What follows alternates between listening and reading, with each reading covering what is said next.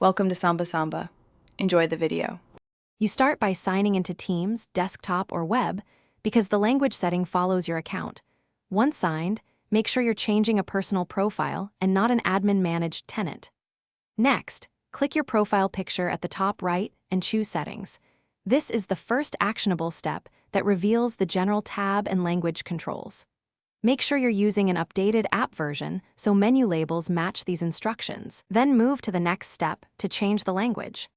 Once in Settings, go to the General tab. This is where Language lives. Click the Language dropdown and scan the list for the language you want. Select it and understand why. Teams uses this to translate menus, prompts, and some system messages. Changing it won't alter other users' views. After selecting, check region or format options that may appear to match date and number conventions, then click Apply or Save. If prompted, accept or restart to let the change take full effect. To finish, restart Teams, close fully and reopen, or refresh your browser tab. This ensures the new language loads across the interface. If the change doesn't stick, sign out and sign back in, or clear the Teams cache to remove stale UI settings.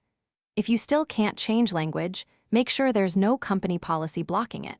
Contact your IT admin because tenant-level restrictions override personal settings. One troubleshooting tip: check for multiple signed-in accounts.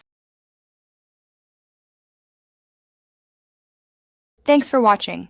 Consider subscribing if we helped you.